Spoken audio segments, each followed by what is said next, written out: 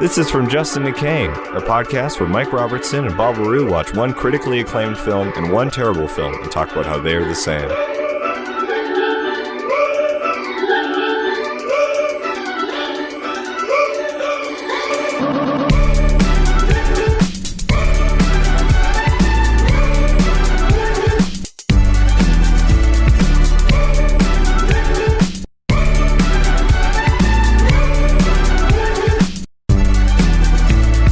Welcome, everybody, to From Justin to Kane. That's my radio entrance. Okay, From Justin to Kane. It's a podcast. We take one critically acclaimed and one... This episode, we're actually taking two critically acclaimed films, and we're saying one of them sucks and one of them is good. So, deal with it. I mean, one of them does suck, though. Yeah, but to 85% of the population, they love it. Yeah. That's like us just taking on, like, Christmas as a bad holiday. I mean, I've got some things to say about Christmas. Ditto. Let's save it for the Christmas episode we're going to do in July. Yeah, but we take down Christmas. Yeah, and Christmas films. Anywho, so yeah, this week's episode, we're comparing and contrasting two Clint Eastwood movies. It's our special Clint-isode. Yeah, this isn't a mini-sode. This is just a normal one, but with a twist. Like a nice cocktail? Yeah, It's our quintessential East-isode. Oh my God. How many Clint wordplay things can we put in this episode, I wonder? Anywho, okay, so the two films, what are the two films this week, Mike? We watched 1992. Yes. The Unforgiven, the Clint Eastwood directed Western. Kind of, he made a Western movie that's like, hey, I'm old now. Or he was old then, I guess, but he's even older now. But back then he made a movie and said, hey, I'm old now. Let's look at the cowboy movie through the lens of like an old codger. Well, it's also like a breakdown of... There's a term which I read moments ago, but has since left my mind. Wow. Describing like what type of... It's like a Western dissection, because it's... Most Westerns are black and white, sometimes literally, but also thematically. Mm-hmm. And this film is sort of a dissection of those themes and portraying them in a more interesting and modern way. And it's in a way like Unforgiven is the sequel to every single Clint Eastwood movie that came before. Yeah, exactly. Yeah. And it's him dealing with the repercussions of... There's a lot of meta shit about this film. Anyways, we can get into it later. So yeah. The Unforgiven. And then what's the other movie? 2018's The Mule. Also directed by Clint Eastwood. Also starring Clint Eastwood. And Unforgivable. Also, yeah. And as a film. He plays an old codger in that one as well. So we're saying that these two films are the same, and we've never done two films by the same director in the same episode. May I say, it feels like we cheated because these films are almost identical. Bizarrely. Yeah, it is kind of weird to take something that I considered to be Clint Eastwood's fall from grace, that being The Mule, where he's like a post-chair yelling libertarian like codger. I mean, there's probably a better word. Crank is maybe I won't say codger so much anymore, but yeah, he's an old crank now, and so it's like, what kind of movie would this old crank make? And The Mule is that film. Yes. And it's so quintessentially him. Like everything about it kind of... Yeah, I was having this discussion with somebody, but Clint Eastwood's never played a character. He's always been Clint Eastwood. And in every single film, you could probably argue just based off of performance that every movie he's ever been in or made is in the same cinematic universe. Because this guy is just the same in every movie. Yeah, I know, yeah. Like, Unforgiven stars Dirty Harry. Yeah, pretty much, yeah. Like a hot dog eating, revolver wielding law enforcer. But he plays by his own rules. And I guess because it's not a cowboy movie, The Mule is kind of like maybe more tied into Every Which Way But Loose. So it's like the guy who hung out with the monkey in that movie is now an old man who is a drug runner. Sweet reference. I've never actually seen that film. I mean, something that I'm going to come in hot saying is like, I've barely seen any Clint Eastwood movies. Are you shitting me? No, I've name a Clint Eastwood movie. I have not seen it except $1 Million Baby. So you've seen $1 Million Baby. I have seen that one. I've seen The Mule. I've seen Unforgiven. Have you seen Dirty Harry? No. What? I haven't even seen the trilogy of cowboy outlaw movies. The no-name cowboy with a name or whatever? Yeah, that's right, yeah. Have you seen Escape from Alcatraz? I've seen it on a shelf at a video store. You've seen the VHS sleeve? I've seen the DVD of Escape from Alcatraz for, I think, retailing for $25 American in 2020 at Alcatraz. That's excessive, but I guess it's a tourist trap, so it makes sense. What about the Beguiled, the original Beguiled? Have you seen that? Hell no. You know what's nice about that one is you see Clint Eastwood's bare bottom. That's nice. Yeah, it was perky back then. Certainly not perky. There was a little too much of Clint Eastwood with not a lot of clothes on in The Mule. Yeah, surprising. Kind of surprising. Yeah, I was surprised. And then he directed it. And I always have this weird thing where it's same with Steven Seagal, where it's well, yeah, I'm directing and I was involved with this film and I'm also starring in it. And there's a scene where I got to make out with a lady who's 30 years younger than me. Yeah. Well, I mean, in this movie, that whole dynamic. Spoiler alert. In this movie, Clint Eastwood has not one, but 2 threesomes. Oh, yeah. And he's 90. But yeah, that's one of the wilder things about the movie. It's true. Have you seen Firefox? No. What about Honky Tonk Man? No. Pale Rider? No. Are you just looking on Wikipedia now? No. These are all the films I've seen. Oh, okay. Space Cowboys. Surely you've seen Space Cowboys. Surely I haven't. What about Gran Torino? Shirley. Don't know. I have not seen Gran Torino. Are you fucking kidding me? Oh my God. I haven't seen Gran Torino, but I've seen the end credits and heard that hilarious song that he sings. Speaking of song, the first fun fact about Unforgiven is the main theme music was written by Clint Eastwood. Yes. Which is kind of nuts. He's a music nerd. Yeah, I mean, this guy, love him or hate him, is a maverick. The more that I read about him while preparing for this episode, the more I was okay, Clint isn't so bad. Yeah, I mean, his political leanings, and like you said, there's some really off-color quotes you can find. Yeah. But the dude is a legend. It's undeniable. Have you seen Bridges of Madison County? Yes, I have. Of course I've seen it. It's a romance film. Are you kidding me? I haven't seen that movie. I love it. It's a great film. He directed it, and it was in the mid-90s, I think, when that came out. It was, yeah. Yeah, it's good stuff. Yeah, so this was maybe I've seen less than a half a dozen Clint Eastwood movies in my entire life. Maybe I've seen The Good, the Bad, and the Ugly, actually. I think I might have seen that. I hope you have. As a kid. If you haven't, you should be upset with yourself. I should be in movie jail, is what you're saying. Yes. Well, actually, you should go to movie hell. You should have to face repercussions that last forever. Okay, so the first thing I want to talk about before we get into these films is Clint Eastwood is similar to Al Pacino. Yes. It seems like there was just a 180 that happened. He was young and then he was old. Yeah. And there's no graceful aging period where it's he's just in the middle range now. Because Clint Eastwood in Unforgiven is old as fuck. And then in The Mule, he's even older. Yeah. It's we saw this guy hit his heyday when he turned 70. And we've watched him go from 70 to 90. Yeah. Well, I mean, no, he was 60 in Unforgiven. That's pretty freaking old. Yeah.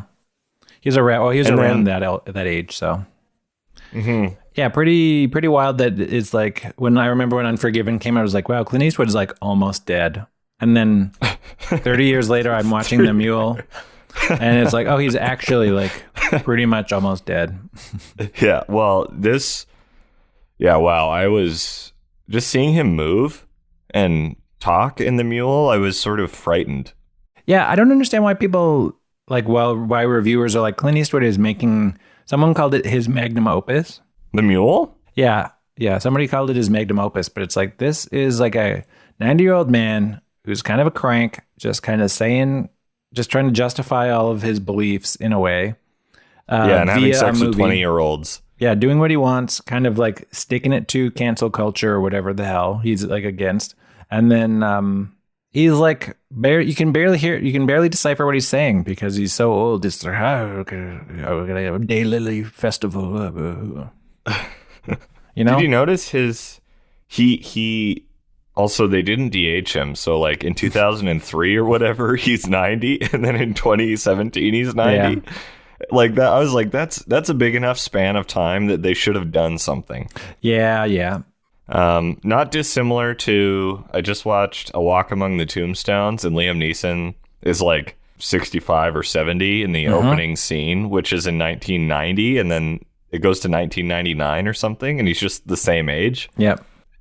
Just that bugs me, especially when they sort of predicate the whole film on the fact that like this person has aged since that moment. Yeah. And then but anyways, Clint Eastwood's like portrayal kind of shifts, like in the earlier scenes in 2003 when he's like at the top of his game and he does that acceptance speech and stuff. His voice has a different inflection and it has like a different tone to when he's old, and I feel like that was his attempt to like de-age himself as an actor. I mean, it's also strange because sometimes his voice is like this, and I'm Clint Eastwood. And then sometimes he kind of has like a bit of like a nasally nerdiness about his voice in real life. Mm-hmm. Thank you for the award for this movie. Probably the worst. That was just a terrible example, Mike. But I appreciate the effort. Thank you. 2 out of 10. Well, okay, so we've kind of set up the movie. We kind of talked about stuff. Let's just do let's give a little context for these films as we often do. As we always do. As we always do. It's one of the core segments of the pod. Let's work backwards since we've been talking about the Mule. Sure. Aren't we working forwards? I see what you're saying. Backwards. We do start with the Mule. Yeah, the Mule, and then yeah. The math works out, right? 2018 versus 1992. Yeah. How many years is that? 26 years between those two films? Wow. Quarter of a century. Yeah. The Mule is directed by Clint Eastwood. Came out in 2018. I saw it in the theater. Oh, dear God. And it was Monday afternoon, matinee, in Kelowna, British Columbia. And wow. I went with my parents, and I was the only young person in the theater. Well, you had to go with your parents, right? Because it was R-rated, and they wouldn't let you in otherwise, exactly, right? Yeah, exactly. Because you were only 30-something at that time. Yeah, so they, so basically, it was one of the most surreal movie experiences, because the movie's terrible, hilariously bad. Like, there's some really funny parts in it, and so I was like cracking up to myself. But everybody else was enthralled by the film. And I want to ask, your parents loved it, right? I'm not sure. I think they thought it was fine. Oh, okay. Yeah. And then, but then there's just people like horking and coughing in the theater, and it's just like everybody in there was like on the edge of death, watching a guy on the edge of death in the movie. So how empowering to see a guy in his 90s still like trying to pave his own path and kick some ass and break some laws. Well, though. exactly. That's just like that's inspiring for somebody who is in their twilight. Yeah, exactly. Even for old white people, they want representation on screen, right? Like, even if you're like an old white guy and you have everything coming to you, you still want representation. You still need to feel empowered by seeing something on the screen. So anyway, not a lot of information about the Mule, the movie, believe it or not. You'd think there would be because it's so strange of a film. But anyway, it is based on a true story. Oh. So there was a guy named Leo Sharp who was arrested in 2011. He was 87 years old. And the New York Times interviewed him.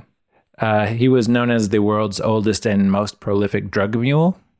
So they wrote an article called The Sinaloa Cartel's 90-Year-Old Drug Mule. And so they adapted that into a film. So, yeah, Leo Sharp, he was known as El Tata, and that was his like code name, I guess. He was a horticulturalist, so kind of like the character in the movie, was into flowers and stuff.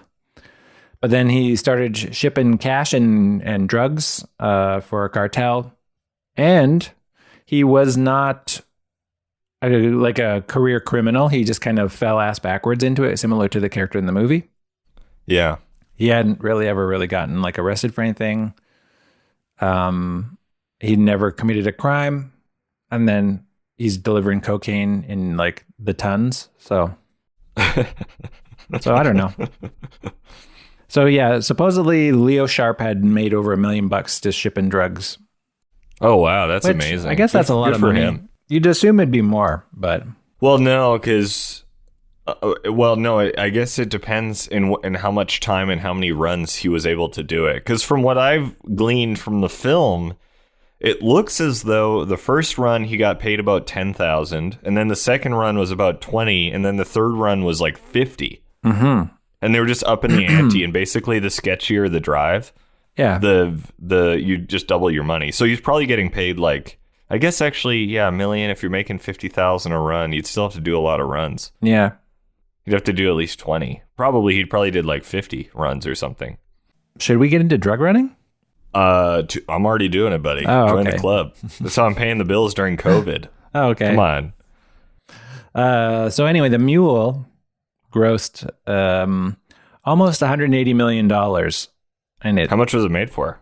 $50 million. So it was a big hit, relatively speaking. Not bad. Yeah. There was the movie has a Rotten Tomatoes rating of 70%.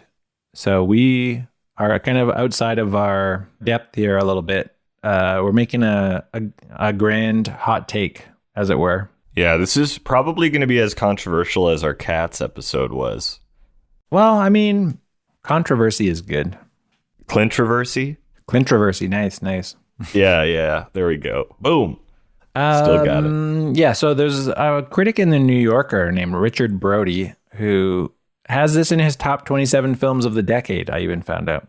And he has some good movies in there, and then this movie really sticks out to me because I thought this movie was hilariously bad. So you know what it is? The film, like if there was like a cookie cutter for a great film, this fits the shape, right? Explain. Like the shape and the mechanics and the way the film is done is very capable. But then just the dialogue and the moments and the sort of structure of the film emotionally makes no fucking sense and is laughable at times. And the pacing, the exposition dumps, and the pacing is nuts. The pacing could be described as languid. Yes, but the mechanics and the form of the film is really good. It's as good as Unforgiven, but it's the stuff inside of it that's ridiculous. Well, yeah, exactly. I mean, that's kind of supporting the argument that our podcast is making at large, is that these are the same movies because, yeah, they structurally follow the exact same kind of thing. Yeah, and the Mule at the end makes you feel like you just saw a good movie. And then you think about it. Yeah, no, it does. The impression it leaves is something that is satisfying. There are arbitrary moments. I would disagree. I would disagree. So the arc that Clint Eastwood's character has, Earl, for a general audience member would be like, wow, like what a great arc. Like you fixed his relationship with his family. Now he's serving time and he's doing what he loves, but he's not like economically pressured or bound. And he's just going to live out the rest of his life as a happy man. Yeah. And that on the surface feels like a good ending and something that is satisfying. I guess it gives you the sense that there was a moral to the story, but there isn't one. When you peel the first layer of the onion, Shrek style, what's underneath is not more onion. No. It's just Clint Eastwood with a Republican pin on, doing dumb shit. Well, okay, I'll stop you there. Apparently he is a former Republican now. He is a... Democrat? He's a libertarian, so he kind of just goes with whoever. He's just straight up a libertarian. Yeah, so... Oh, that's scary. So that's a little fun fact about Clinty boy. So, wow. Yeah. I mean, interesting that you should talk about the ending of The Mule, because I thought that was strange because Eastwood is known for kind of playing the outlaw in these movies that he's in, right? Mm-hmm. So Is the Mule commentary on the outlaw in the same way that, and I guess we're already getting into similarities a little bit here, but they're both kind of commentaries on the outlaw, because the 1992 Clint Eastwood is talking about just like how being an outlaw can kind of harden you and make you just, rotten inside, kind of. Mm-hmm. Whereas the outlaw of the 70s is just like a badass who just does stuff, and everybody's like, what a cool guy. In the 90s, it's like, hey, being an outlaw has its price, But then 2018, Clint talking about the outlaw. The outlaw goes to jail and starts a garden. Like, the outlaw, presumably the garden was there to start with, but the outlaw that's neither here nor there. The outlaw gets arrested, and the cops win. You know what's fascinating? I think Clint Eastwood's whole filmography is sort of as one entire thing to examine is really interesting, because he has these sort of meta examinations of his own character arcs and tropes over the decades. Mm-hmm. And The Mule is no exception. The Mule is serving the same purpose that Unforgiven served, in that it's an examination of his previous work. Yeah. Yeah. But it's where Unforgiven is very successful in sort of dissecting tropes and thematic sort of, the thematic DNA of Westerns and how that should be broken down, and how it's not black and white. It's not polarized. It's far more confusing. And also that you can't just be good or evil. There are consequences to your actions. The Mule does the same thing, but in regards to family. So, in a way, The Mule is like a response to films like Dirty Harry, or his more like contemporary work, where he plays an egocentric sort of solo guy who doesn't care about anyone but just kicks ass. Yeah. And The Mule is the repercussions, because this is like the first film where he has a terrible family relationship. And he has to try to like fix that. He does have a terrible family relationship in Unforgiven. Yes, totally. Because he just straight up leaves his kids to like look after the hogs.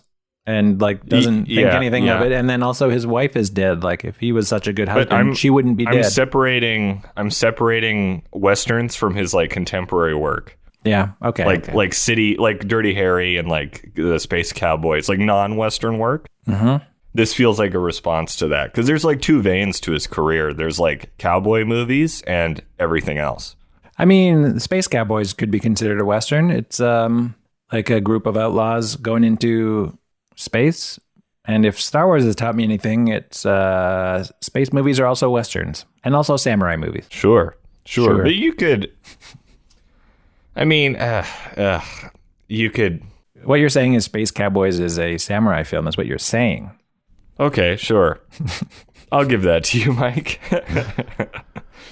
All I'm saying is The Mule is a very unsuccessful attempt at what Unforgiven did really well. Oh, 100%. Yeah, I agree. Yeah. And I think where The Mule doesn't examine his Westerns, The Mule examines his like modern films, where he plays a contemporary from the time in which the film was released. Okay, well, I've got some more facts about Clinton and his films. Okay, good. There's not much more about The Mule itself. It just seems like they made a movie based on this article. Clint was like, let's make this film. There's some stuff about Clint that we should talk about a little bit, which kind of makes The Mule make sense. Mm-hmm. So, as I mentioned, Clint is not a Republican anymore. He's a libertarian.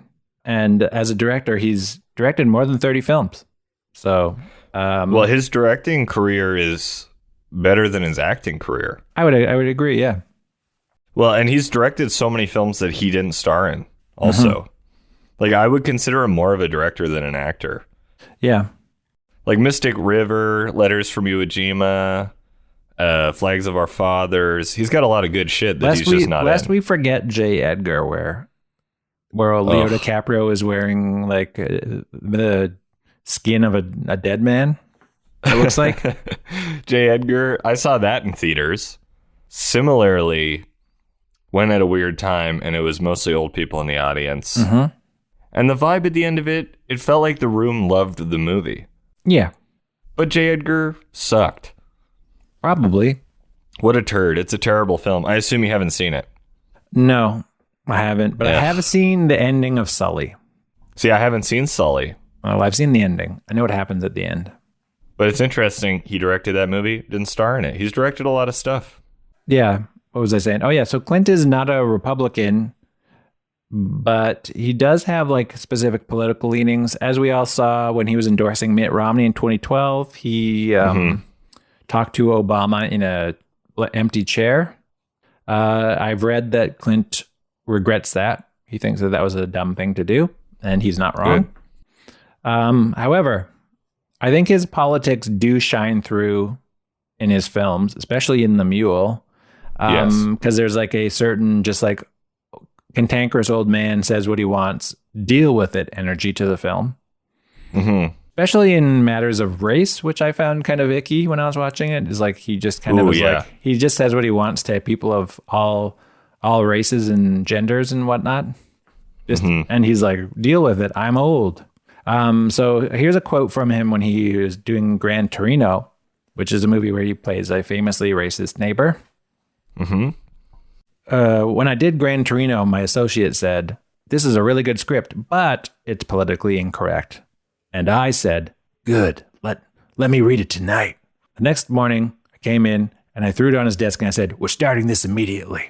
So he was like enticed by how politically incorrect it was. Another quote from Clint Eastwood talking about, this was from 2016, like post Trump being elected or around that time.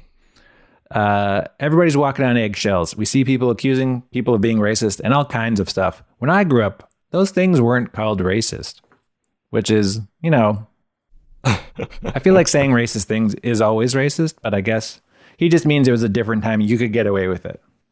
Yeah, like it the definition hadn't changed, just the acceptability has. Yeah. Yeah. But during the last election, he was not a Trump supporter, although he was in 2016. He says the best thing we could do is get Mike Bloomberg in there. So he's a Bloomberg supporter, which is the dark horse of the Democrats. And like truly just a Republican running as a Democrat just to try and win, because you can't beat Trump for some reason. I don't know why. And Eastwood regretted like how Trump acted. He says he wishes Trump would act in a more genteel way without tweeting and calling people names. I would personally like for him to not bring himself to that level, which it's like, Clint, where have you been for the last 30 years? Trump was around pre-Unforgiven, you know? So, well, he's been a dink since the 80s. He's been a dink for as long as he's been in the public eye. Like that's his whole thing, is he's a dink. And for some reason, Clint Eastwood was like, you know what? This guy seems like he would be the best leader of the country. And then afterwards, like, oh, he's a bit crass for my liking, which is a strange take to have. But a couple more things about Clint Eastwood. He was a mayor for a while of a town called Carmel by the Sea, California in 1986. And his wage was $200 per month as mayor, which low. Means he just didn't do anything. Yeah, well, I did read about his accomplishments as mayor. So for whatever reason, he helped make ice cream legal to consume on city streets, which seems strange that it was not legal. Especially in what you could assume is a tourist town. I know. Like an oceanside tourist town in California, and you can't eat ice cream? What the fuck? I know. And then there's also public restrooms on a public beach, which also seems strange that didn't exist. Again, for a tourist town, one can only assume tourism was the main income of this town. I know. And then also he helped to make a city library annex building get built, which, I mean, it's a tourist town. They didn't have a city library annex building? I mean, good on him. That's pretty sweet. Yeah, good for him. Like now I know if I go to Carmel by the Sea, I can eat some caramel ice cream by the sea. And you can shit near the ocean. And you can read some books. In the ocean. Yeah. Exactly. Near it, but not in. And I can read some books about the city. Yeah.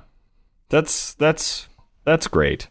One last fact about Clint, which I feel like relates to the Mule. It's Mule adjacent in terms of how it's a fact. So he's a real audiophile, and he was a pianist early on in his career, and he wanted to be a musician before he became an actor. Actually, he studied music theory He got a degree in music theory, and he was a boogie-woogie pianist.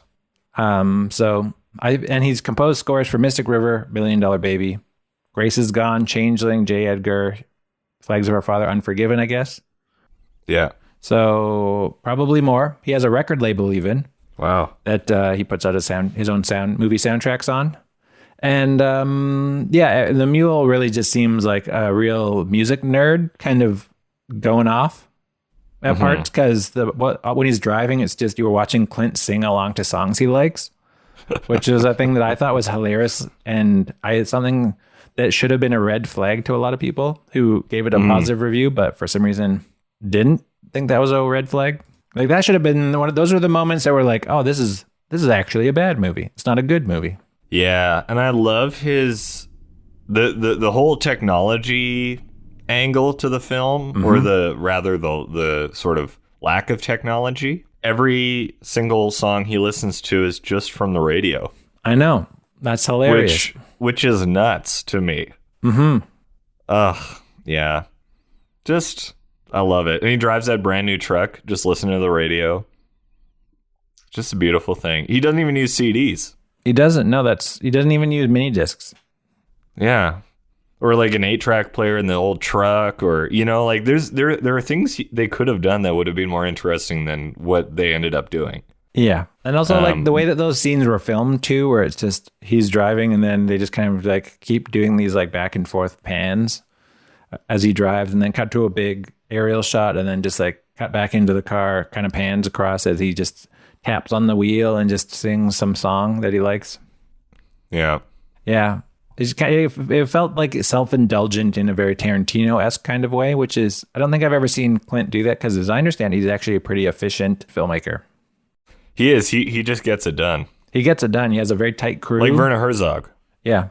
So, I don't know. Clint, you're wild. Oh, jeez. Yeah. So, do you have any more? No, I do not. So tell me about Unforgiven.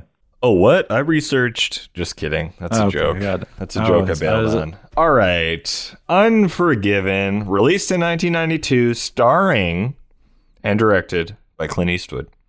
Classic. It made $159 million on a budget of $14.4. Wow. It won 4 Oscars. Okay. It sure did.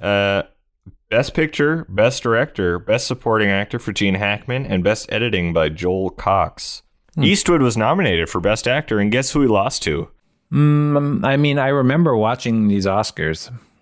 Let me give you a hint. Hoo-ah! You're right. Yeah, he lost to Al Al Pacino for Scent of a Woman. Yes. Yeah, that's right. I remember that. This is the last and one of 3 Westerns to win Best Picture.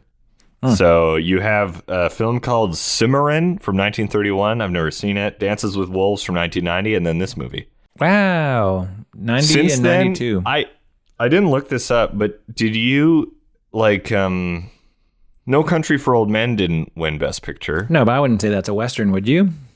I would, yeah. Well, it's kind of a modern Western. It's a neo-Western, but it's not, because it takes place in the 70s, so it's actually a period piece. It's a neo-Western historical drama. Anyways, so that didn't win. True Grit didn't win. I'm just trying to think of good Westerns that came out, and none of them won Best Picture. Like, I think Unforgiven's the last one. Yeah. Is The Winter's Bone a Western? No. Yeah, I haven't seen that. It's not even close, actually. That's hilarious. Winter's Bone, great film. Jennifer Lawrence's breakout. Anyways. Yeah. David Webb Peoples wrote the script for it in the 70s. He actually wrote it before he wrote the script for Blade Runner. I didn't even know who this guy was. I didn't know he wrote both of these movies. Good for him. He's like a prolific screenwriter. He doesn't have a ton of credits, but they're all really solid. Good for him. So he wrote it in the 70s, and then what's interesting is originally this film was going to be made in the 80s, or late 70s, 80s, by none other than Francis Ford Coppola, or Coppola. Right. And guess who's going to star in it? I'll give you a hint. John Malkovich. Really? Yeah, I was going to do a John Malkovich impression, but then I was like, how do you even... He's like on... like his intonation and his voice is so bizarre and unique. Yeah, and he's like, I'm John Malkovich. No, that's not. No, he says everything very astutely. Yes, and with a sternness. Anyways, so he refused to do it. He thought he would do a terrible job in this film. Probably never would've. came to be. And then he's too weird. He's too weird. He is. He's not grim. He would have been just like, I don't know. Should we shoot the guy? You know? Yeah, Christopher Walken in Unforgiven. John Malkovich is hard to nail down. It's kind of like when super tough. Sometimes when I try and do an Australian accent, I just do a British one. It's like, that's not what my brain wanted. Why did my mouth do that? So I would have taken Al Pacino over John Malkovich in Unforgiven. Well, I mean, Al Pacino should play, like modern day Al Pacino should play like a Clint Eastwood archetype kind of now. Mm-hmm. But also he would never be able to do it though now because he's just too big of an actor now. He'd just be like, that donkey is a great ass. That's better. Your Al Pacino's like Scottish? Question mark. Well, it's not. I'm not doing the Al Pacino there's some impression. Sean Connery in there, which I really appreciate. Anywho, so yeah, it never ended up happening. Clint Eastwood bought it, sat on it for several years because he thought he was too young and he wanted to, quote, do other things first. He wanted the script to hatch because he sat on it. Oh yes, yeah. Sorry, I thought that was like a movie term. No, he's just like wasn't a chicken. aware of. He's just a large. No, he's like a penguin. Of a man. Oh, he's a penguin. Yeah. He just put the screenplay betwixt his legs and waddled around in the winter, kept it warm until it cracked out and became its own living being. Yeah. We should do March of the Penguins. We should do March of the Penguins.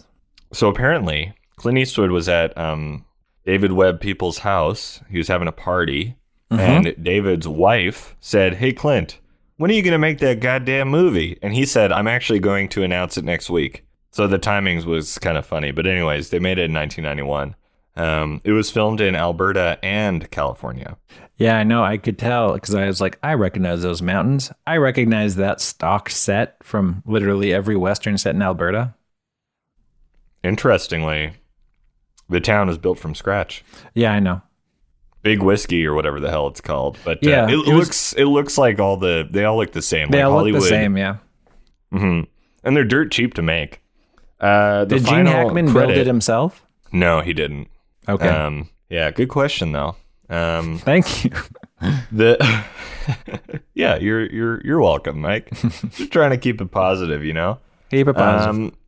The final credit is dedicated to Sergio Leone and Don Siegel. Oh, really? His mentors. Yeah. Clint's mentors. He says, like, two of my mentors, Don and Sergio. That's cool. I didn't watch the credits. I just kind of turned it off as soon as, like, the little scrolly bit with just him talking about how his wife was still dead. Yes. What did you notice? Did you notice in this film his wife was dead? I don't think it was very subtle. The character never mentioned it. That's funny, Mike. That's a really funny thing to say. Yeah, literally every scene, he's just like, my wife is dead. And you're like, yeah, he's like, I don't drink because of my wife who's dead. It's like, sir, what do you want? She died. Yeah. What do you want? This is a Wendy's. Just give me a Frosty. And some fries for dipping. Yeah. Just on a horse he couldn't get on and he's just in a drive-through. Oh, that'd be legendary. That'd be a good commercial for Wendy's. A clop through? Yeah, a clop through. A trot through. It's a good riff. Is that your Al Pacino impression? Yeah, it's my Al Pacino in The Godfather impression. It's Godfather a me. Oh, yeah. It's a me, okay, Michael good. Corleone. Waha! Waha! The boots he wears, his character, William Money, they're the same boots he wore in Rawhide, the TV show. Oh, there you go. It's a little bit which is kind of neat. Callback. No kidding. That is it. That's all fine. I have. I mean, I feel like I kind of covered a little bit of just by doing some Clint research. So this was the first film he won an Oscar for. And there's a really weird quote from him. Actually, this is the last thing I'll say. Sure. Just hold on a sec. I got to look it up real quick because it's pretty wild. Yeah, this is the first one where he won an Oscar, and here's a quote. He said he assumed he would never get an Oscar because, first, I'm not Jewish. Secondly, I make too much money. And thirdly, and most importantly, because I don't give a fuck. Mm-hmm. And then he won 2 Oscars for this film and went on to win 2 more for $1 Million Baby. And then he was nominated 6 more times. So he just started crushing. But he also doesn't realize that you stick around long enough and then they'll start just giving you Oscars out of like pity almost, like Scorsese. Yeah. Because The Departed, what movie did he win? It wasn't The Departed. What was the movie he won an Oscar for? The Departed, you're right. Best achievement in directing. Oh, right. He did win for The Departed, yeah. Yeah. Which is like fine. It's like a pretty good movie. Yeah, it's solid. I thought, like, I don't know. Hugo, to me, is like such a great film. Yeah. That he made that nobody seems to care about. Mm-hmm. But that's neither here nor there. But yeah, he basically gets nominated every year now, as does Clint. And they just do it out of pity because they're like, well, this guy's still alive. I guess we should give it to him just so we can say, hey, yeah, this guy's great. Or because they just never gave it to him before. And they get Lifetime Achievement Awards, right? So yeah, they always get Lifetime Achievement Awards, yeah. The G. Thalberg Lifetime Award, Clint has it, and I think Scorsese does too. Well, like some of the greatest directors of our time, Kubrick. Yeah. He never really won an Academy Award. No, he was given a Lifetime Achievement Award right before he died. Exactly. Same with Hitchcock. Count. Yeah. Hitchcock, one of the greats. Didn't win an Oscar, Fincher? I think. Fincher, I wouldn't put him up there, but okay. Go off, You wouldn't? son. I think he's a good director. Yeah, but I wouldn't say like Kubrick, Hitchcock, Spielberg, maybe even. Although Spielberg's won a lot, but yeah, Kubrick and Hitchcock. I think Spielberg's won like 3 Oscars. Yeah, exactly. Yeah, he doesn't count. Charlie Chaplin also didn't win, did he? He won only he only got the Achievement Award too. Yeah, I think so. I think you're right. So it's just like these just, unstoppable directors. Mm-hmm. The Academy never recognizes them. Scorsese is definitely one of those, which is like, this is one of the living greats. And he only just recently got recognition out of pity, I would say. Yeah. Or regret, maybe regret on the part of the I think Academy. sometimes it's like Leo DiCaprio winning for The Revenant. It was kind of like an award for all the stuff leading up to The Revenant. Yeah, exactly. Like the reward isn't for a single project. It's kind of for the accumulation. So sometimes Oscars are for accumulations and sometimes they're for single. That's so dumb projects. Because it's not like that happened for Jared Leto. Jared Leto is not winning for accumulation. Like, he's fine as an actor, but it's like... But he won early. That's the thing. You either win early or you win late. Yeah, I think... Well, I mean, they got to keep it interesting because generally it is not an interesting thing. So just like, this actor was good at pretending. Let's give them a prize for it. Watch this for 4 hours, please. And we always do, don't we, Mike? We always do. Okay, let's get into it. Let's get into some similarities here, okay? So yeah, these are the exact same film. I'll just say that. Yes. Mm-hmm. Yes, absolutely. I would say, like, thematically, they're identical. Yes. They just explore the same theme, so maybe we can just get that out of the way, the sort of broad strokes. Both films are basically, the reason they exist is to explore repercussions of an archetype character and what their life would actually look like years later. Exactly. Within a genre. So you have like crime and Western, and they both sort of show these characters in their twilight and the fact that they have to face the repercussions of their actions. Mm-hmm. And both films, that's why they exist. It's just to explore that. Yeah, I agree. One better than the other. One better than the other. Both films kind of are about an old guy who's kind of out to pasture. Mm-hmm. And he has a dead wife at some point in the movie. And they're both broke. And they're both broke. And so he needs to do it for money. He needs to do a task for money. In fact, can I say this?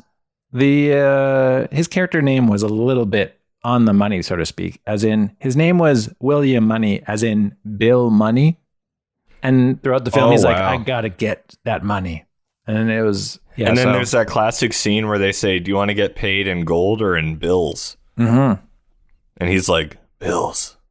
Yeah. He wanted my money in bills. Yeah. So his name was Money. which probably was just a coincidence, but it just seemed weird. Yeah. So yeah, I don't know. And then there's also like a police guy who's like looking for him. He's doing his job like to the chagrin of the man, or in spite of the man, I guess. Yeah. The sheriff of Old Whiskey. Yeah. Is like always on the hunt, and they interact halfway through the film. Like they're kind of separated for the entire film, and then they finally interact halfway through the film, and then they go their separate ways until they reconnect at the end. Well, both films have two plots that converge. Mm-hmm. Like the A and the B plot are very separate in both films, and then they converge out of necessity. Yeah, yeah, which is kind of interesting and weird. Yeah, these films are just the same, which is unfair because that's not really a challenge for us, is it? I mean, maybe we should have picked $1 Million Baby, because on paper that doesn't seem as much of a similarity to the Mule. But you know, I think after watching these two movies and then thinking about $1 Million Baby, it seems like latter-day Eastwood, not the Mormon Eastwood, I mean, but like, you know, the current era of Eastwood. He seems like he likes saying, "Hey, young people, listen to these old guys," you know? Yeah. Like young people need to learn from these old codgers who know a thing or two. Because even in Unforgiven, he's being followed around by that young guy, and then he just shows the young guy, you know, you got too much of an ego, kid, or you're lying to yourself. Be more like me, or don't be like me, I guess, depending on what you want, kid.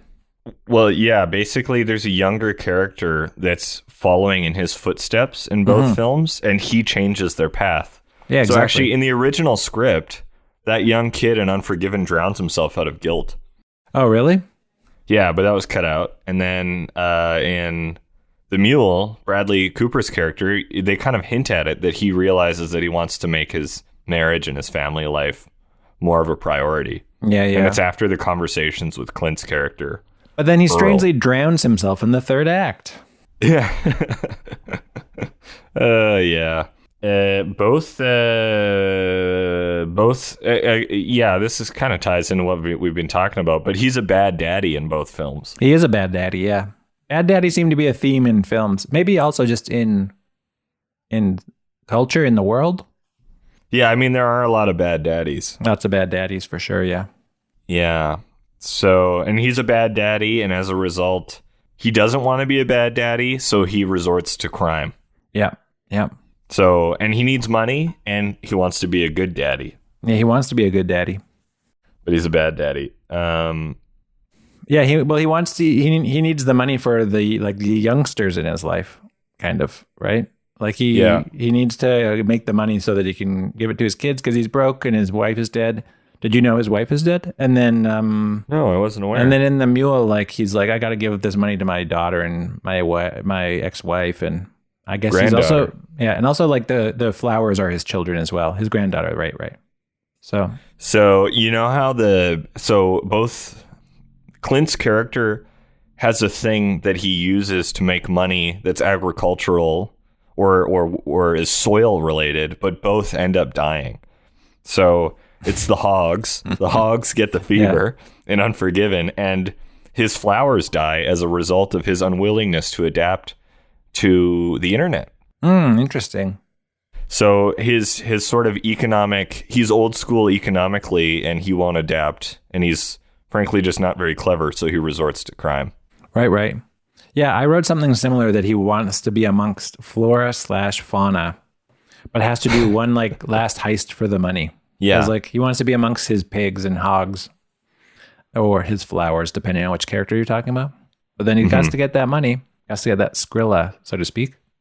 Yeah, he wants to get Mad Skrilla for sure. Yeah, and he even says that at one point. He's like, I gotta get Mad Skrilla.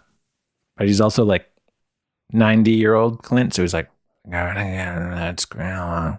Seeing him barely walk, understand him.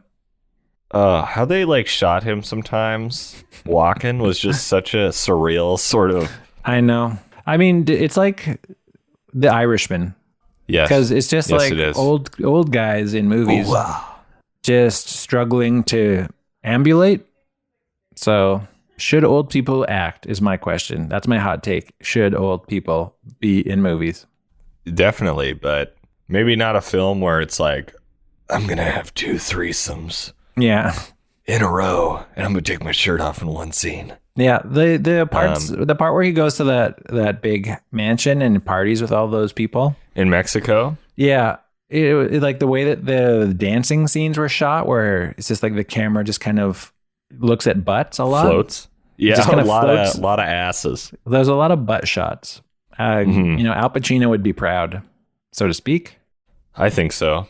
He would say that they were indeed a great ass. Great ass, and I think Clint's head was right up him. And so is the camera. So great ass. Yeah. Was the mule a great ass though? Because the mule being like donkey adjacent. It was not a great ass. It was a badass, I would say, but not like a badass. It was a badass. Well, he was a badass character. Yeah, okay. But also, he was a badass, but the movie was a badass. You know what I mean? Yeah. Know what I mean? Yes. Both films also sort of depict heavy drinking and just a heavy use of alcohol and also just like unromantic sex.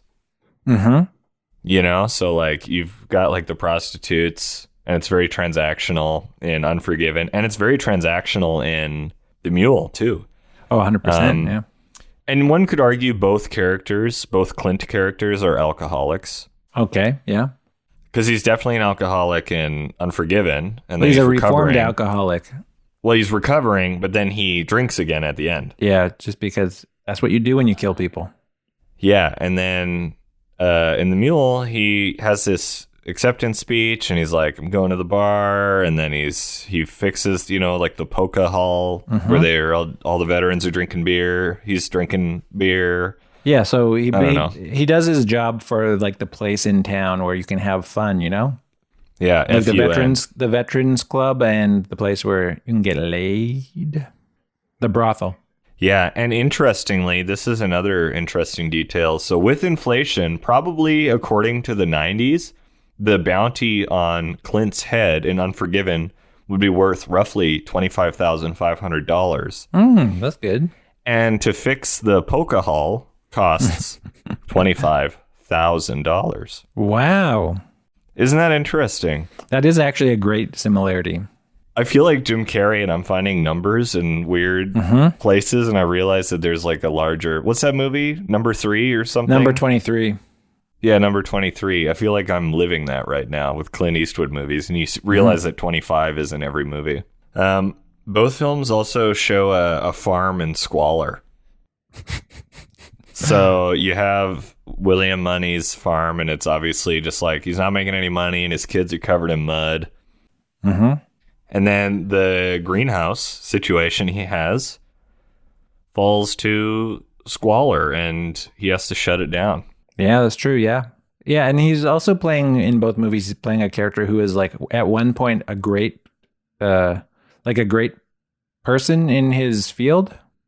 Yes. Like he was the flower. He was the flower guy who was the best flower guy in The Mule. And then in Unforgiven, he was the best outlaw who murdered so many people. And he was really good at murdering people. He loved to murder. And I would also say both characters are Unforgiven. Definitely. And they're both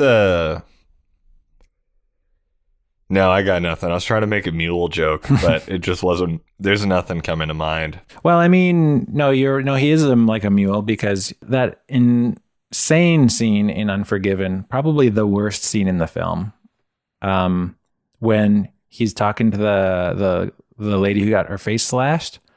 Oh, and then he's like, if I did want a free one, it would be with you. And the free one being getting some action. Yeah. That scene was pretty cringy. It was. I'm going to put that one in my cringe compilation for sure. Yeah. That scene was terrible. But we basically learned that he's not going to procreate again. So at this point, he's a mule. Oh, he won't be having sex. Nice. He won't be having sex ever because. Did you know his wife is dead? I was not aware, but thank you for letting me know. You're welcome. Yeah, so he is kind of like a mule. Mike, take a seat on this roller coaster I'm about to take you on, okay? Buckle in, put down the restraint, put on your headrest. Okay. And go for a ride, okay? Sure. Listen. I'm listening. Both films have Clint Eastwood doing an impression of an old American actor, okay? He does Jimmy Stewart in The Mule multiple times. I never saw him do it, but people comment that he does a great Jimmy Stewart. I never saw him do it, though. I don't really understand what the impression was, but like that cop says he does a great Jimmy Stewart, and a few other folks, a lot of ladies say he does a good Jimmy Stewart. Okay, so that's an impression. That's an impression of an old American actor. In Unforgiven, he's doing an impression of himself from the 60s. Yeah, 100%.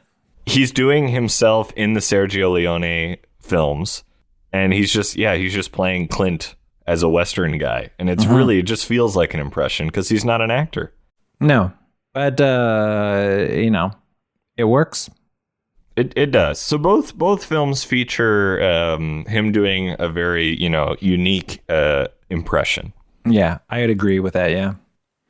And also in both movies, he's it's like they're both road trip films, kind of. Because in The Mule, he has to go across the country to deliver drugs. In The Unforgiven, he has to go across the country to shoot two dudes. And he spends most of his time on his vehicle, horse being a vehicle. Well, and there were all those scenes in Unforgiven where he's just singing old cowboy songs, old ditties, Yeah. For hours. It's just tapping on the horse's head like it's a steering wheel. And the horse is just changing the radio station. Yeah. Turning the horse's ear like it's a radio. That was during the scene when he was hallucinating because he had a fever. Was there a montage, like a getting ready montage in The Mule? No. Okay. It just dove right in, basically. Because I found it interesting in Unforgiven when he agrees to do his task. He's like, I'll go kill those guys. And then the next scene is him trying to shoot and failing. He tries to shoot a can. Yeah. And then the next scene after that is him trying to get on a horse and failing.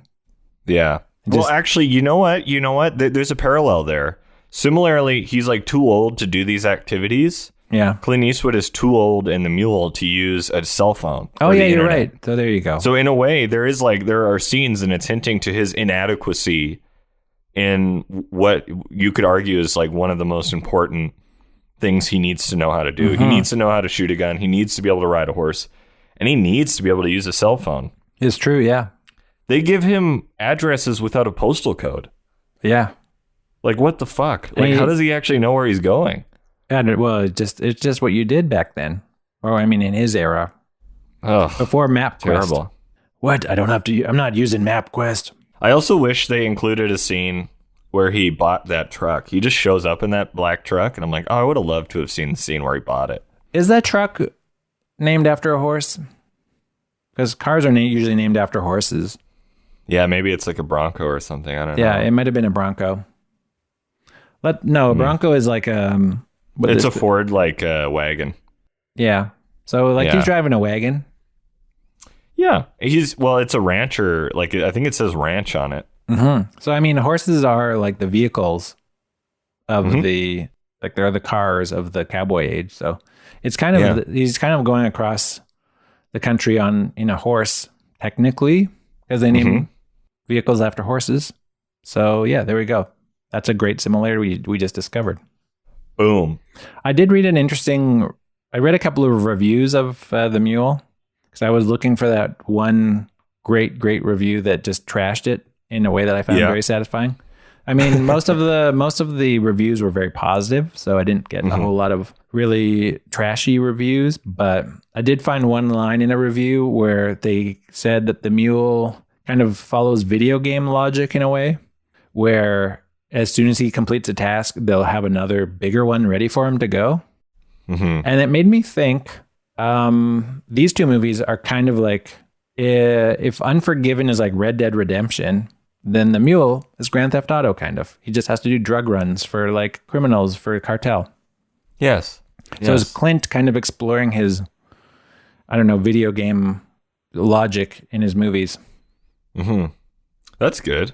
He makes unofficial Rockstar Games adaptations to films, kind of. Companion films to Rockstar Games. Because the Unforgiven has like a very similar pace to Red Dead Redemption. And the Mule, I wouldn't say the pacing is the same as Grand Theft Auto, but the vibe is the same. Just kind of like this cartoony conservatism. It seems like it's commenting on modern culture in a way that misses the mark. And I think Grand Theft Auto does that for sure. Yeah, I wouldn't say the Mule is satire, but it definitely is like trying to comment on society in a way that's like, hey, am I right? And yes. So there you go. I think like that's the last one I have, and you already said this, was a dead or dying wife. Mm-hmm. Yeah. But that's the last one on my list. I also wrote down, do people like polka? You'd think. So maybe this is the last similarity. People really seem to like polka and the Mule. Mm-hmm. And I can only assume like polka dancing and swing dancing was huge in 1881 when the film takes place for Unforgiven. Well, ragtime was a thing, and I would say that's a polka adjacent genre. The ragtime was like the 30s. Oh, right. Well, whatever like the old timey like saloon piano music is. Oh, that's not ragtime. That would be something else. But yeah, it's like all the same musical DNA. Great work, guys. Yeah. Wow, look at us go. We really set ourselves up to succeed, though. This was not arduous at all for us. No. Clint set us up for success because he just makes the same movie over and over again, I guess, is what we're learning. Well, I was reading Gran Torino, and I was like, oh my God, like Gran Torino is just identical to the Mule. Yeah, the writer of the Mule wrote Gran Torino, and Clint Eastwood plays a crank who's racist to people in both movies and gets redemption in a way. And he's a Korean War veteran in both films. Yeah, exactly. Any like closing thoughts on these films? I mean, I thought it was very Clinteresting that they were the same movie. They should have called Space Cowboys Clinterstellar. Oh, yes. Oh, shit. Nice work. I've redeemed myself. Clinterstellar. Holy shit, that's good. Nice.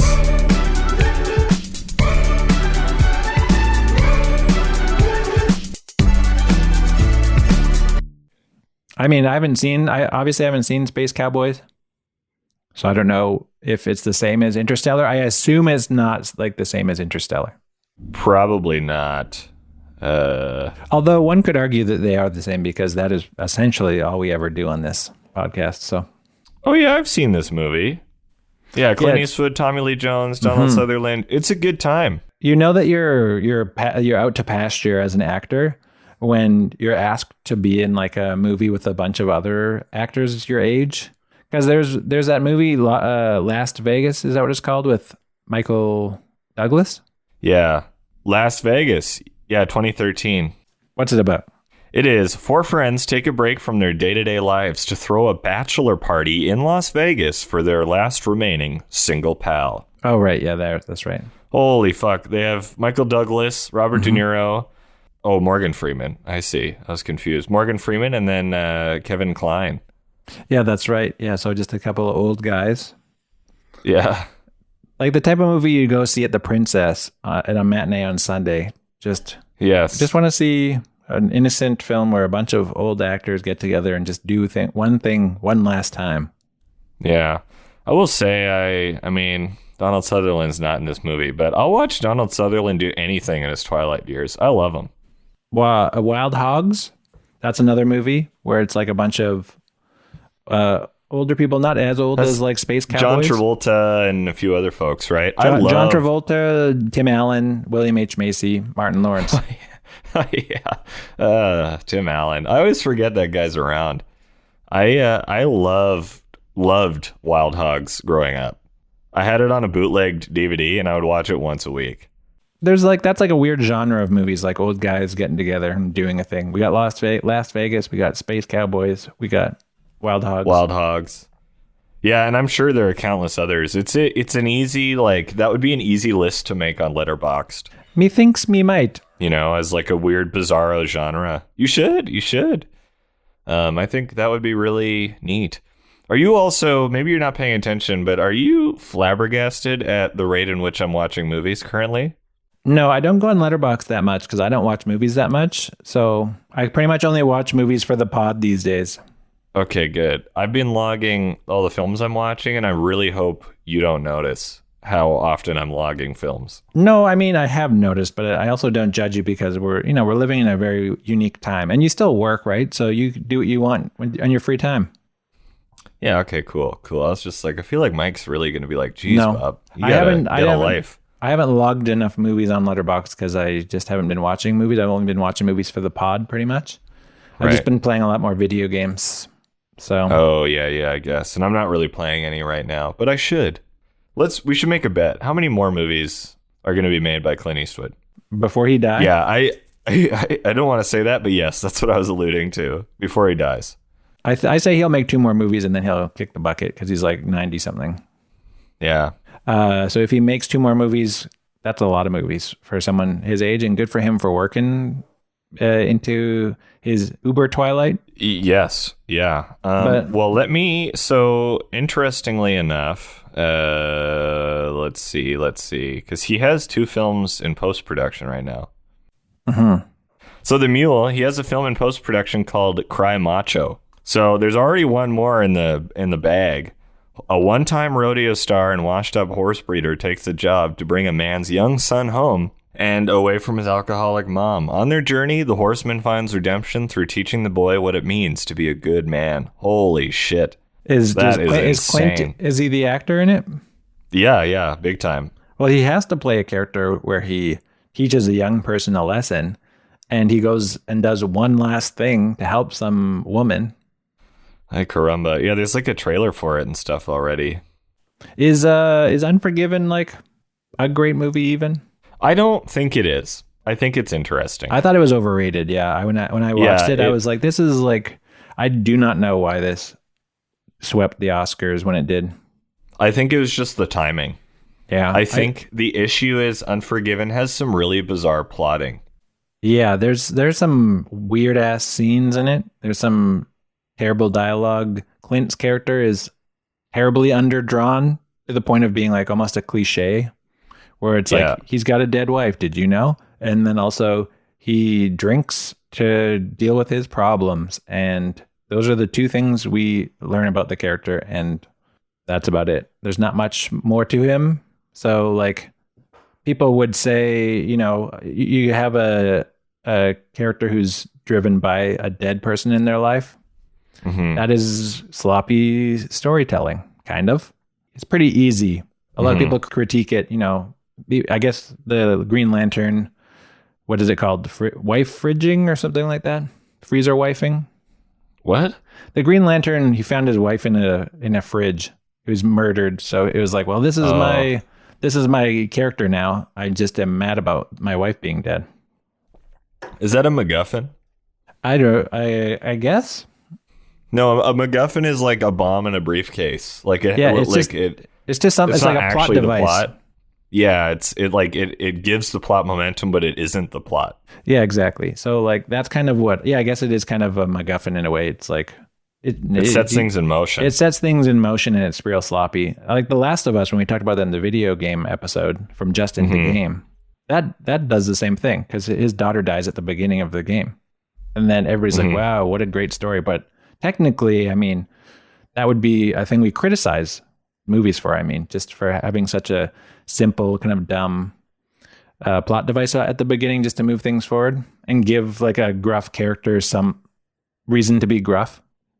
Yeah, I guess, but that we're just living in a different time, maybe, where like the gruff macho character just doesn't mean the same as it did when Unforgiven came out, because he almost seems boring, I think, like the sort of broad reception of that kind of character has changed. Mm-hmm. Like, Dirty Harry couldn't be made now. No one would want to see that. Well, yeah, they made Death Wish with Bruce Willis and nobody wanted to see it. And it was a turd. It's a terrible movie. Yeah, I turned it off after 20 minutes. However, John Wick and Taken, I mean, they both are movies where a character is just a gruff person who is... But John Wick has a puppy. The guy from Taken has a daughter he's trying to save. Like there's more of a softer sort of familial cause for... I mean, this goes back to like the fridge wife thing. That's what it is. It's all fridge wifing. It's just like, this person died in my Dirty family. Harry is just an asshole. He has no background. You know what I mean? Same with like Bullet. That sort of character. It's just like, do we want to see this? Sometimes we do. Like Darth Vader. Yeah, well, Darth Vader's complicated because he's like space Hitler. But then he also is the pod racing guy who says, "Now this is pod racing," and he knows Jar Jar. Yeah, and it's also just some bizarre writing. I think, it all doesn't make any sense. Details were forgotten. Yeah, but anyways, if you watch them in order, they don't make sense. Like the old ones, I guess the original trilogy, they didn't have all this canon established from the prequels, so Darth Vader was just kind of compelling because he was mysterious. Whereas the more we know about him, and if you watch them in like episode 1 through 6, then you know all of these like weird things about him. You've seen him as a child, and so is it interesting to see Darth Vader as a space Hitler, knowing that you saw him as a child and he was pod racing, and he knows Jar Jar, and Jar Jar like stepped in and hoodoo. Like that's something that Darth Vader saw in his life. He saw Jar Jar like step in poodoo, and he talked to Jar Jar. Yeah. You're right. The emotional logic isn't there. You feel like knowing someone like Jar Jar would change a person, and so they, just seeing Jar Jar around the Galactic Senate might be like, you know what? Maybe I won't be an evil space Hitler guy.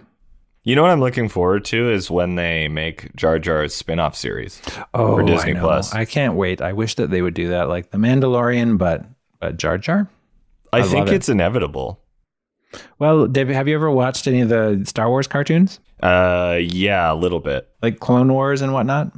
Yeah, I saw the first half of the first season of Clone Wars, and then I gave up. Yeah, so there are scenes with Jar Jar in them doing stuff that is like heroic and not incompetent. Interesting. So they you can watch a bunch of Jar Jar episodes and only those ones, and kind of get this other like Jar Jar canon that you really are craving. Well, I foresee Jar Jar morphing into like Indiana Jones. Like he wears a lot of leather. He's like sun-soaked, adventuring. He's good with like a rope or a lasso. That's just kind of the vibe I get. He's like an intergalactic Indiana Jones, but a little more goofy. Yeah. He also like smooches another Gungan at some point. Oh, he gets some, sexy. he gets some action a little bit. Really? He has some, he got it for free, but he got a free one. Yeah. Jesus Christ. Yeah. That scene was gonna bad. Have a free one. It'd be with you, says Jar Jar. That free one scene was so bad in Unforgiven, but I really liked the scene where the young guy expressed regret about killing. Like that was a well done scene. It was. Yeah, just the way that it was paced, the way that you just saw that person approach on a horse, and then it kept cutting back to the conversation between Clint and that young kid, and the kid is just talking about how he was being macho and he killed somebody and he really regretted it and he didn't want to be like Clint. Like that was really well done and almost made the movie, that was like the best scene in the movie, and kind of was like, oh, this justifies Clint's character, I think, a little bit. Well, that without that scene, the film would be worthless. Yeah, exactly. Like that scene is what the moral debate is all about. Right? Not dissimilar to the scene in Phantom Menace when Jar Jar's filled with remorse after he accidentally kills like 6 droids with his foot because the laser gun's on his foot and he's jumping around and he kills all of them. And when the battle's finally over, he's just riddled with remorse. And he has that long, he monologizes about you know, the sort of moral quandary of standing up for what you believe in, and all the is sort of in your wake, the damages that you'll cause to people. Yeah, he says do bomb bad, because bomb bad means good. Also, they didn't put Jar Jar in the later prequel movies enough. They cut him out because reaction to him in the first one was so bad. But he is the one who gives the emergency powers to Senator Palpatine, remember? Like, he's the one who does that in Amidala's stead. So he's the one who kind of like caused all of the Star Wars movies to happen after that, right? He caused Space Hitler, Darth Vader. He caused all of the Star Wars, essentially. He's the MacGuffin. Kind of, yeah. Yeah, isn't that wild? Yeah, that's crazy, man. But then they don't explore that enough. That's like a thing that they never explore in the movies. Just Jar Jar's regret, to go back to your talk about Jar Jar's regret earlier. Yeah. Because he has actual regret. I wonder if this is what people want us to be talking about. I think we just need to talk about something. Yeah. I mean, I'm always down to talk about Star Wars. Oh, me too. Even though I don't ever want to watch Star Wars again, it's fun to talk about. Oh, yeah. It's like... I'm over it. I'm over Star Wars. I haven't seen the last 3 films that came out, and Really? I'm not going to. Yeah, I just don't have any interest in it. The only good one is The Rise of Skywalker. Just Which kidding. one's that? No, I'm just kidding. That's the one everybody hates. Well, let's wrap this puppy up. Let's wrap it up. So I guess closing remarks are... The one thing Unforgiven was missing was Jar Jar Binks. Yes. And the one thing that the Mule should have had less of is Clint Eastwood. Yes, agreed. Those are my 2 sort of keynotes. My closing remarks. The Mule, worse than everybody says it is, by so much. And Unforgiven, worse than everybody says it is. By a little bit. By a little bit. Just by un poquito, Unforgiven, no bueno. So Unforgiven is two thumbs up, but bent at the hinge of the thumb. And then the Mule is 2 thumbs down, plus all your fingers out straight. Yeah. Jazz hands. And then also in a butt. Or on a butt, whichever or on you a prefer. butt. On the butt. There's a lot of Clint Eastwood on a butt in this film. So he puts hands on butts in this film. Yeah. Yeah. All right. Well, great epi, as always. Yeah, just nothing but gold in this one. Yeah. Great. Okay, cool. I guess all we can do is say goodbye now. Okay. Goodbye. Goodbye.